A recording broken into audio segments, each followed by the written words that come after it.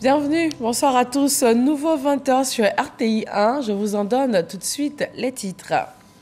Le Premier ministre ivoirien est arrivé sur le sol américain pour un séjour de travail. À son agenda, plusieurs rencontres avec le monde politique et économique américain. Patrick Achi va présenter les grands axes du projet de société Côte d'Ivoire 2030. Il va également faire un plaidoyer pour la revalorisation de l'enveloppe destinée à l'éducation en Côte d'Ivoire. Une opération du groupe d'intervention et de recherche d'Abidjan a permis ce week-end la saisie d'environ 500 kg de cannabis. Cet important coup de filet des douanes ivoiriennes a été fait dans les communes de Port-Boué et de Koumassi. La transformation des systèmes alimentaires et des espaces verts urbains est au cœur de l'initiative Ville verte qui va être mise en œuvre dans 4 districts de la Côte d'Ivoire. Il s'agit à terme de rendre nos villes plus durables et résilientes. Et puis en France, c'est la fin de l'obligation du port du masque. Les entreprises, les écoles, les commerces et les services publics s'ajoutent à la liste des lieux clos où il n'est plus nécessaire de le porter depuis l'allègement des mesures anti-Covid en février dernier. Merci de nous rejoindre ce soir encore pour l'information sur RTI 1. Il est à Washington, aux États-Unis d'Amérique. Le Premier ministre ivoirien y fait la promotion de la destination Côte d'Ivoire. Pour la première journée, Patrick Achi a eu une séance de travail avec le secrétaire d'État américain.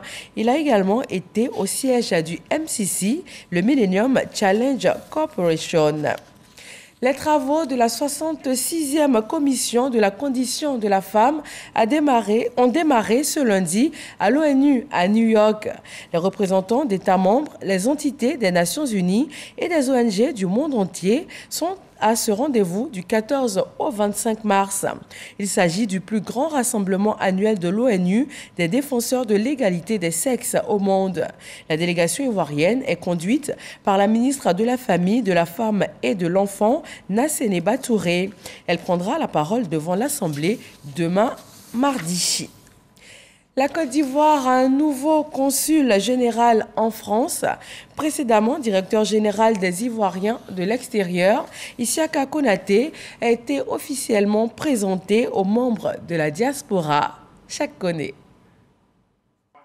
8 ans après le premier poste de consul général de Côte d'Ivoire en France occupé par l'ambassadeur togolais, la diaspora ivoirienne a officiellement accueilli son nouveau consul général, l'ambassadeur Isiaka Konaté, une personnalité déjà très connue. Il est vraiment constant et vraiment, je pense qu'il fera un bon boulot pour nous les Ivoiriens au départ. C'est quelqu'un qui connaît déjà le problème de la diaspora. Donc je pense qu'il vient pour une continuité, sinon il ne vient pas pour commencer le travail. C'est quelqu'un qui était déjà à la diaspora avant de repartir à Abidjan, donc il connaît les problèmes d'ici. Nous sommes vraiment contents qu'il soit là et nous nous souhaitons la bienvenue. Anciennement directeur des Ivoiriens de l'extérieur, donc très proche des différentes diasporas, Isiaka Konaté s'est engagé à apporter du dynamisme, la célérité et de l'innovation dans sa mission. La priorité, ce sera d'avoir une certification de nos services consulaires. Une certification afin que nous puissions aboutir à des standards internationaux en termes de prise en compte des préoccupations des Ivoiriens. C'est notre ambition fondamentale. Bien entendu, la certification va avec le développement des services que nous allons mettre en place, que ce soit les services consulaires, poursuivre ce qui va se faire, voir où il y a des voies d'amélioration, apporter ces améliorations éventuellement.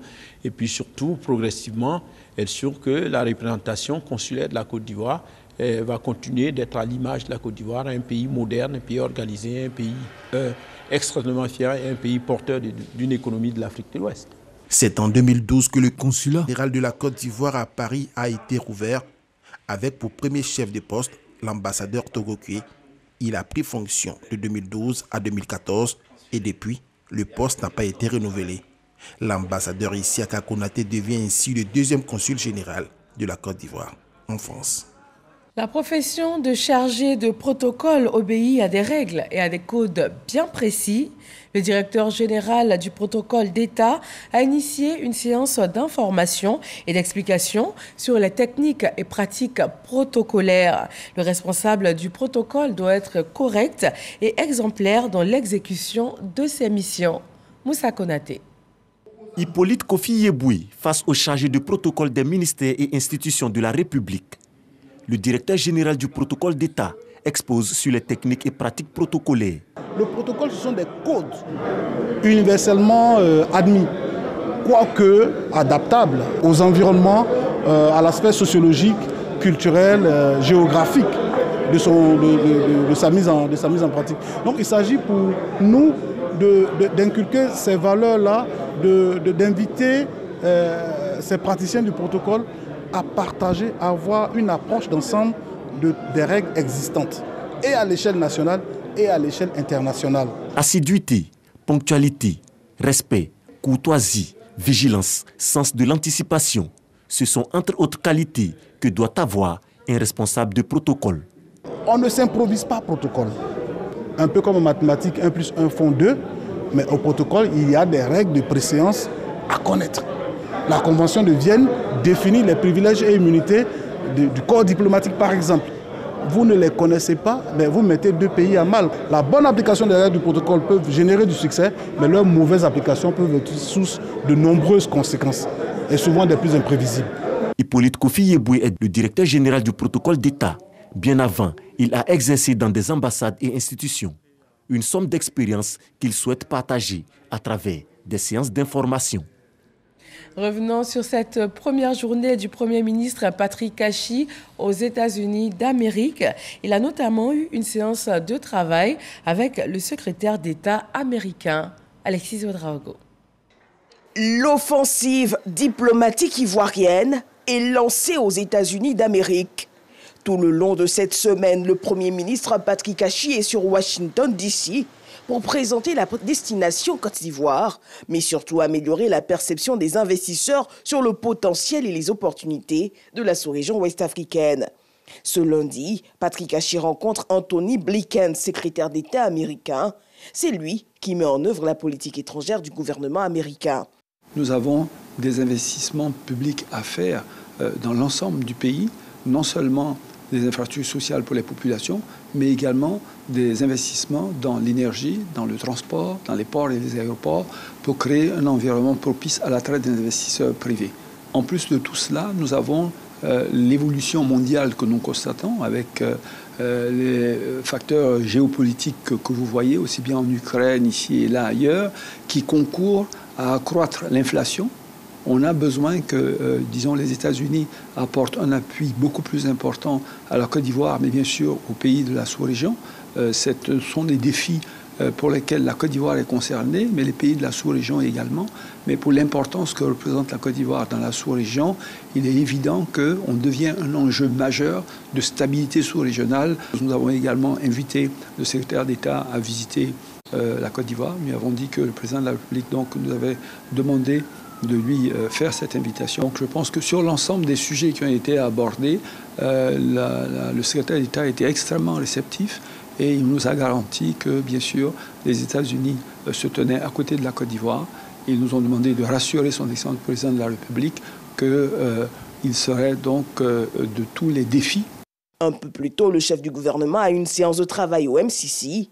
Au cœur des échanges, l'accompagnement du groupe sur les questions d'éducation, d'énergie, d'infrastructure. Nous accompagnons la Côte d'Ivoire dans son plan de développement et l'éducation, le transport et l'énergie sont au centre de ce plan de développement. Et là, nous sommes dans une logique d'accélérer les choses, comme l'a dit le Premier ministre, de fast-track le développement. Donc, nous avons eu un échange assez détaillé sur des éléments clés de la mise en œuvre et je pense que nous allons trouver les voies et moyens d'amener ce compact à sa mise en œuvre dans le délai imparti. Pour cette première journée, le Premier ministre enchaînera plusieurs audiences de haut niveau.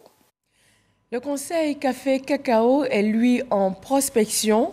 Les opportunités d'investissement dans le cacao ivoirien ont été présentées à Abu Dhabi, dans les Émirats arabes unis.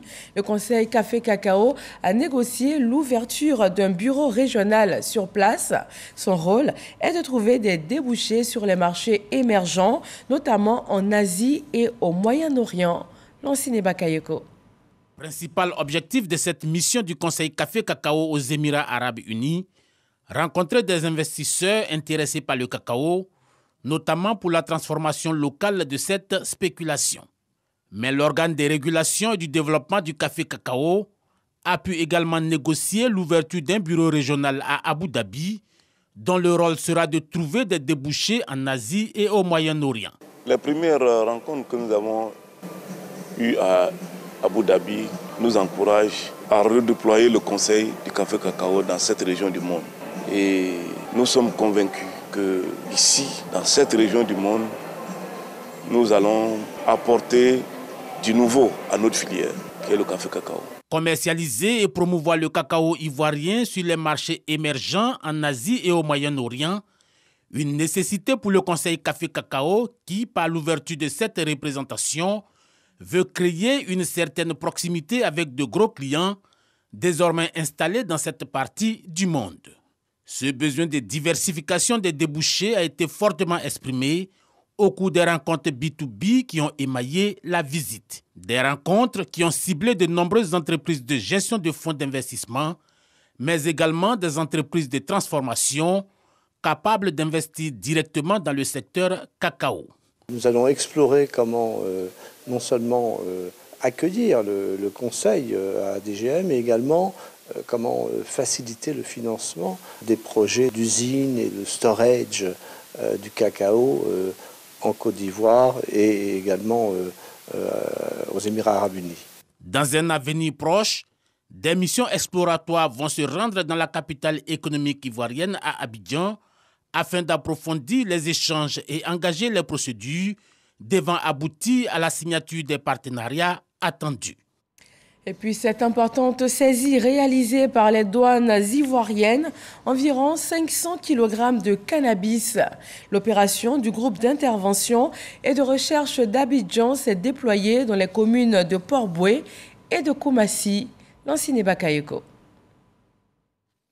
C'est après une course-poursuite que les douaniers de la subdivision en charge de la lutte contre les stupéfiants ont opéré la première saisie au niveau du camp commando de Koumassi, les occupants ayant abandonné la mauvaise cargaison avant de prendre la clé des champs. Le véhicule transportait 203 plaquettes de cannabis, ce qui correspond à 182,7 kg. La seconde saisie a eu lieu à Port-Boué-Akwaba et porte sur 306 plaquettes équivalent à 302,4 kg cachées dans un minicar. Les deux saisies mises ensemble nous donnent environ une demi-tonne, plus précisément 503,1 kg de cannabis. L'affaire de la lutte contre la drogue ne doit pas être seulement l'affaire des services dédiés à cette lutte. Donc l'appel que je lance, c'est pour demander à la population leur collaboration, que cette population dénonce toutes les pratiques illicites qu'elle constate pour nous permettre d'être plus efficaces dans la lutte contre la drogue. Un appel qui devrait trouver un écho favorable auprès des populations au regard des effets dévastateurs des stupéfiants sur la jeunesse ivoirienne, particulièrement dans les milieux scolaires. Précisons que les deux trafiquants présumés se trouvant à bord du minicar ont été appréhendés et mis à la disposition de la police des drogues. On parle développement local avec le lancement de l'évaluation pour la mise en œuvre de l'initiative Ville Verte. 4 districts de Côte d'Ivoire sont concernés par ce projet et il vise la transformation des systèmes alimentaires et également des espaces verts urbains pour des villes plus durables et résilientes. Le point de Grace Kando. Le projet Initiative Ville Verte permet de rendre les villes plus durables et résilientes à travers des solutions novatrices. Pour la phase pilote, 4 villes ont été retenues: Abidjan, Yamoussoukro, Korogo et Man. Une action qui bénéficie de l'appui de l'Organisation des Nations Unies pour l'alimentation et l'agriculture. L'objectif de la mission, c'est de comprendre exactement ce qui peut être fait. Un exemple classique, on parle de déchets sur des grandes zones urbaines comme Abidjan. Mais les déchets sont des ressources. Il y a des possibilités de transformer les déchets, par exemple, en engrais, même aussi en protéines animales pour l'élevage et autres. Mais aussi penser, je donne un autre exemple de piste, sur le Grand Abidjan, d'aller au-delà simplement de la ceinture d'Abidjan, mais sur ce qui sera le Grand Abidjan dans 30 ans et planifié à l'avance. Pour le ministre-gouverneur du district d'Abidjan, ce projet est d'une importance capitale. Il vient apporter des solutions dans la lutte contre les émissions de gaz à effet de serre. Ce que nous dessinons comme perspective, c'est d'offrir aux Ivoiriens des villes vertes. pour protéger la santé des populations et faire en sorte que, par l'implication des propres populations, nous puissions faire des déchets et de nos ordures ménagères, de l'or qui dure. Voyez-vous? Donc les ordures ne sont pas à jeter. Les ordures, il faut les utiliser pour les transformer. C'est la bataille que nous menons. Un projet auquel adhère le ministère de la Construction. Faire en sorte que la vie en ville soit la plus agréable possible. Pour cela, il nous faut structurer l'espace urbain. Et dans cette structuration, il y a le besoin de préserver ou de créer des espaces verts, des espaces qui permettent à la nature de se refaire, mais des espaces qui permettent également aux populations qui vivent en ville de s'épanouir, de vivre mieux, d'avoir des espaces de jeu pour les enfants, d'avoir des espaces verts qui agrémentent leur cadre de vie. La Confédération générale des entreprises de Côte d'Ivoire va affiner les différents projets afin de les rendre accessibles à un financement bancaire. Direction Fresco, une dizaine de kilomètres de voirie en cours de bitumage.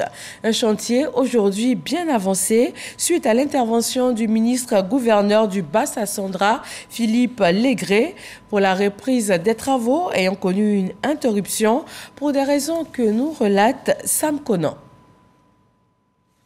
Lancé en février 2020 par feu Amadou Gon Coulibaly, alors Premier ministre, les travaux de bitumage de Fresco, qui devraient durer 12 mois, connaissent un retard. Les travaux avaient même été arrêtés. En décembre dernier, le ministre-gouverneur du Bassa-Sandra s'était rendu sur le chantier pour comprendre les raisons de cet arrêt. On a eu le chantier en même temps que celui de Sassandra et on l'a confié à un sous-traitant, malheureusement, qui n'a pas fait les travaux comme on s'y attendait. On a projeté de finir le chantier en fin janvier 2022. Maintenant, comme le ministre nous a fait part de ses inquiétudes, on va faire toutes nos possibilités pour pouvoir finir le chantier dans les délais escomptés. Le ministre-gouverneur, c'est notre rôle aujourd'hui. C'est notre rôle de suivre les travaux, les projets présidentiels et les projets du gouvernement. Si les projets ont démarré, et si vous avez donné une date bien précise, il faut respecter cette date. S'il y a un problème qui vous empêche d'atteindre et de respecter la date, alors relevez le problème pour que nous, on puisse le transmettre à qui de droit. Depuis, les travaux ont repris. Près de 3 mois plus tard, le constat est là. Le bitumage des voies de la ville balnéaire avance bien. Le ministre-gouverneur saisi, quand nous voyons la cadence à laquelle les travaux se font, nous savons sûrement que la pression est venue. Et aujourd'hui, nous sommes à la pause du bitume. Les populations, par la voix du ministre-gouverneur du Bassa-Sandra, disent merci au chef de l'État, Alassane Ouattara. Toutes les populations sont très heureuses. Parce que ce qui était un rêve est devenu une réalité. Il faut respecter le président. Il faut lui donner la considération totale qu'il mérite. Plusieurs chantiers ouverts, notamment celui de la Coutière, vont recevoir dans les prochains jours la visite du travail du ministre-gouverneur du Bassa-Sandra pour constater, dit-il, l'état d'avancement des 10 travaux. Le chantier de la réconciliation en Côte d'Ivoire, lui aussi, avance bien. Le ministre de la Réconciliation et de la Cohésion nationale a échangé avec l'ambassadeur des États-Unis en Côte d'Ivoire sur le sujet. Le ministre Bertin Kouadio Konan a présenté l'état d'avancement du processus, avec notamment l'engagement des parties prenantes. Les États-Unis entendent apporter leur contribution afin que la Côte d'Ivoire retrouve la confiance des partenaires et aussi des investisseurs pour un développement harmonieux. Nous vous proposons d'écouter l'ambassadeur américain. Je suis venu surtout pour écouter, pour me renseigner sur le progrès des efforts en vue de la réconciliation nationale entre les différentes composantes de la société ivoirienne, parce qu'il est évident que le progrès dépend de la stabilité, de la confiance que tout un chacun peut avoir, que l'avenir sera meilleur, qu'un investissement qui est après tout une dépense pourra porter ses fruits, parce que si les gens n'ont pas confiance en l'avenir, ils n'investissent pas. Donc, je remercie M. le ministre et son équipe pour les efforts qu'ils entreprennent à travers le pays et je le remercie surtout pour les éclaircissements qu'il m'a offerts aujourd'hui. Plus d'efficacité et de meilleurs résultats, le ministre Bertin Kouadio-Konan veut l'implication active des têtes couronnées. Pour cela, il a échangé avec les chefs traditionnels Atchan. Ils sont désormais en mission pour la paix et pour la cohésion partout sur le sol ivoirien. Moussa Konaté. Bertin Kouadio-Konan veut faire des chefs Atchan des acteurs de paix. À cette rencontre d'échange, le ministre de la Réconciliation et de la Cohésion nationale sollicite l'implication des têtes couronnées Atchan dans ses actions en faveur de la cohésion. Il veut faire du peuple Atchan le peuple sur lequel il va s'appuyer pour que ce processus-là aille jusqu'à son terme et que la Côte d'Ivoire tout entière soit en paix et réconciliée. Donc c'est un sentiment vraiment de joie, de fierté qui nous anime. Nous partons donc dans nos villages, considérant que nous sommes ministres de la réconciliation et de la cohésion dans nos villages. Donc à ce titre, nous allons donc appliquer avec le ministre Kakabe toutes les procédures.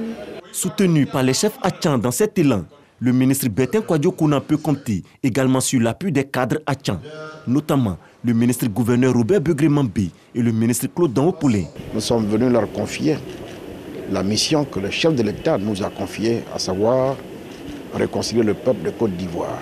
Nous sommes parlés, nous sommes donc bien compris. Le peuple Atchan a accepté de prendre sa part dans le processus de réconciliation en cours pour que nous puissions tous bénéficier des fruits de la paix. Les chefs des villages Atchan sont donc mis en mission de réconciliation. Dans l'actualité sanitaire, voyons le point dressé pour ce jour par le ministère de la Santé sur la situation de la maladie à coronavirus en Côte d'Ivoire.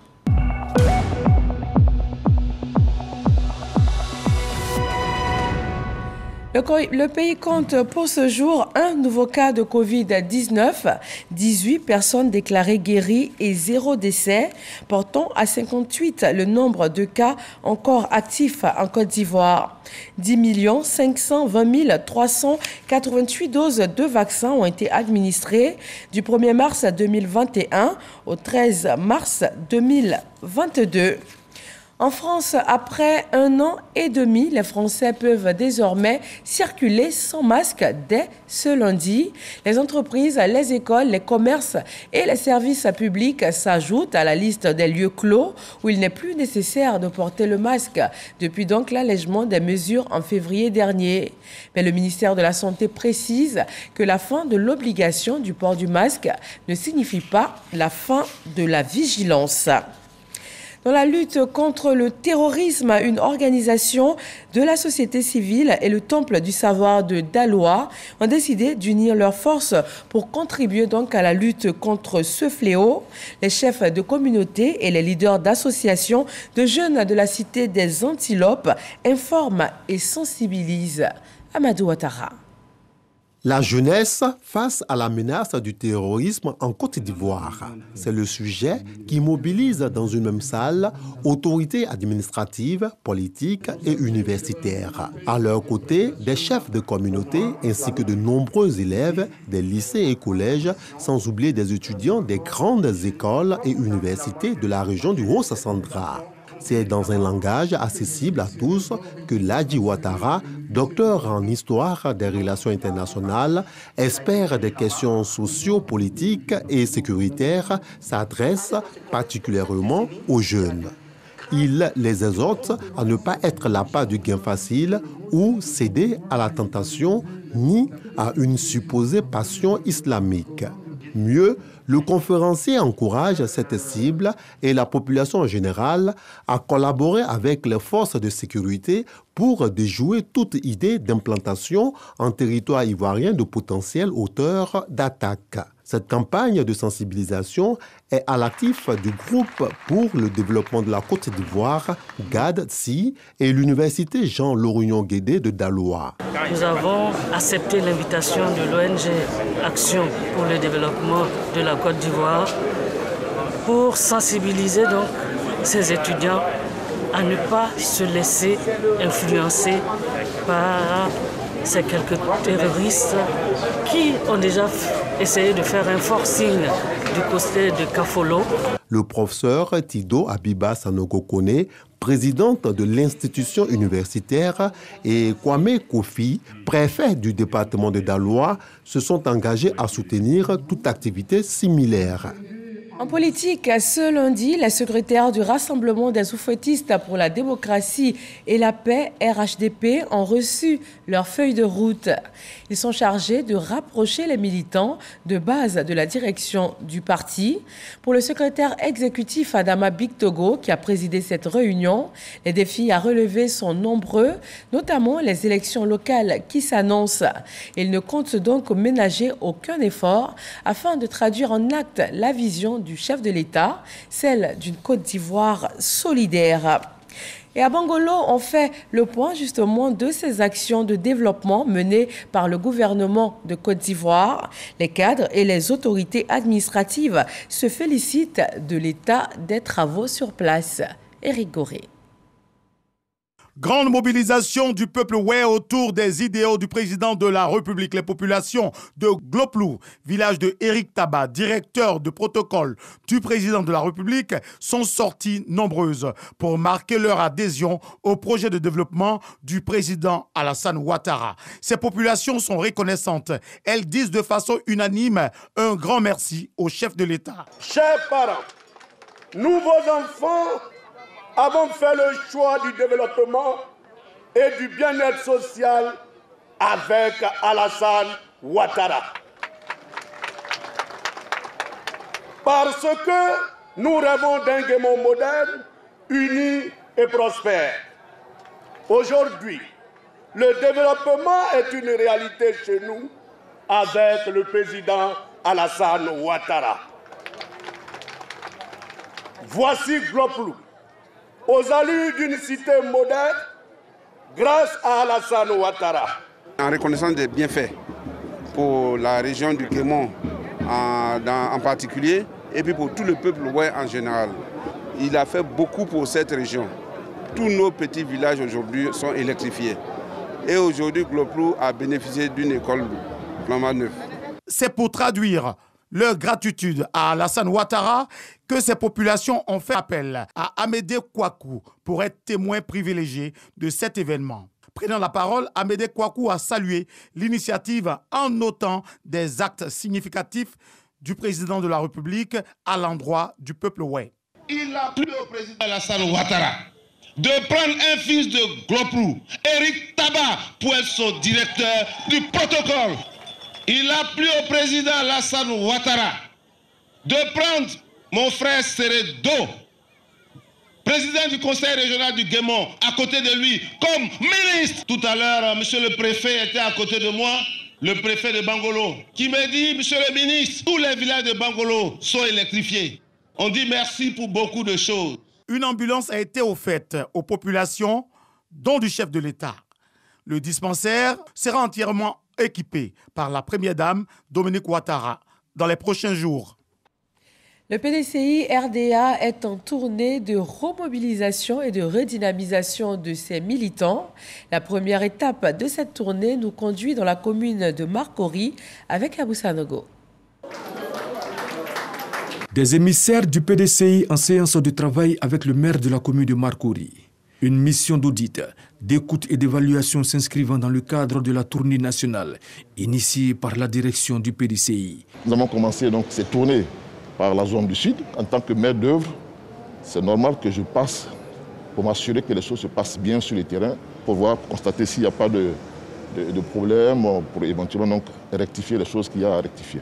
J'ai vu une délégation dynamique, une délégation qui vit, une délégation qui travaille et une délégation qui est soucieuse de s'améliorer. Ici à Marcory, nous avons la certitude que le PDCI garde intact son bastion et d'ailleurs va se fortifier. Des rencontres dans le but d'établir un plan d'action concrète afin de relever le défi de redevenir un parti politique leader de la Côte d'Ivoire. Le grand PDCI RDA est de retour, qui veut aller loin ménage sa monture. 2023, c'est bientôt. 2025, c'est encore bientôt. Donc il est bon que le PDCI-RDA commence sereinement à préparer ces 2 élections. Comprendre le fonctionnement des délégations et répondre à leurs préoccupations sont les motivations de cette tournée nationale qui s'achève fin mars. Sur la scène culturelle, retour sur le Massa 2022. Pascal Afinguesson a visité avec beaucoup de plaisir les stands qui mettaient en valeur le travail de nos artisans. Issaéo pour les images. Le président du Front populaire ivoirien, FPI, au Massa, marché des arts du spectacle d'Abidjan, au Palais de la Culture de Trécheville, pour visiter les différents exposants et se rendre compte de la dynamique culturelle sur le continent. Il a fait le tour des stands d'habits, des livres, des accessoires et de la gastronomie. Une ambiance joyeuse, une ambiance de fête et qui montre bien que le Massa est un événement qui était très attendu par les Ivoiriens et je dirais même par l'ensemble des artistes, tous ceux qui sont venus, que ce soit les écrivains, que ce soit les artistes musiciens, que ce soit les sculpteurs, en tout cas tout le monde des arts et de la culture attend de saisir ces opportunités-là pour se promouvoir, pour faire en sorte que l'industrie de la culture soit une réalité. Pascal Afinguesson a félicité l'organisation de ce Massa 12 à Abidjan et encouragé le gouvernement à investir davantage dans la culture. Bonjour Tour 2022 à Touba dans le Bafing, un rendez-vous du rire qui a tenu encore une fois toutes ses promesses par Gaston Koné. Ce sont les filles et les fils de Touba, ville située dans la région du Bafing, qui ont effectué nombreux le déplacement à la place Siboué pour ne pas se faire compter l'événement du jour. Bonjour Tour 2022 de la RTI présente pour la première fois dans leur localité. Les humoristes, eux, n'ont pas manqué de professionnalisme pour arracher le sourire aux populations. Je viens dans mon quartier et puis voir quelqu'un qui marche comme ça. Je dis, mais pourquoi il marche comme ça? Non, hier il a mangé ses pains. Non. Le directeur général de la RTI, M. Fosseni Dambélé, vous salue. Il veut dire merci à ce digne fils de la région, le ministre Moussa Sanogo, qui a bien voulu que la RTI se déplace. Et la RTI veut démontrer ici la marque du service public. Sarah Sako Fadiga, vice-présidente du Sénat, représentant le parrain, le ministre du Budget et du portefeuille de l'État, vu la forte mobilisation, a tenu à exprimer toute sa gratitude aux populations avant de les inviter à plus de solidarité et de cohésion. Vous avez vu comment on était heureux. Au nom du ministre Moussa Sanogo, ministre du Budget, nous tenons encore à remercier toute la population de Touba. Merci pour tout et que l'année prochaine, vous soyez des nôtres. Autorités administratives, élus et cadres, mais aussi chefs traditionnels, filles et fils de la région très heureux des différentes prestations ont salué cette initiative du ministre Moussa Sanogo. On arrive beaucoup, même beaucoup. Tellement que je suis heureux, c'est pas quoi dire quoi. Et pour dire que le ministre Sanogo nous envoie plus que ça encore. On a trouvé ça très bien. Quand tu regardes le sketch des enfants, des jeunes gens, ça porte toujours des conseils. Surtout, c'est appuyer sur la cohésion sociale, que nous devons nous aimer les uns les autres. Ça s'est bien passé. Je suis très content pour les voir. Donc l'année prochaine, qu'ils soient là. Merci à monsieur le ministre Moussa Sanogo. Avant ce grand rendez-vous du rire à la place Siboué de Touba, l'équipe de production et humoristes de Bonjour ont reçu un peu plus tôt les bénédictions des hommes de Dieu et de la chefferie de la localité. À l'international, 19 jours après l'invasion de l'Ukraine, une nouvelle session de pourparlers entre responsables russes et ukrainiens a commencé ce 14 mars par une session de négociation en visioconférence entre la Russie et l'Ukraine. Le président ukrainien Volodymyr Zelensky a qualifié ces pourparlers de difficiles, mais ils reprendront demain, mardi 15 mars, après une pause technique. Mais pendant ce temps, autour de Kiev, les combats font toujours rage. Des bombardements ont fait au moins 2 morts aujourd'hui lundi. Ce journal est terminé. Merci à tous de nous avoir suivis. Aoulaye Koné vous donne rendez-vous pour le 23h. Bonsoir et à demain.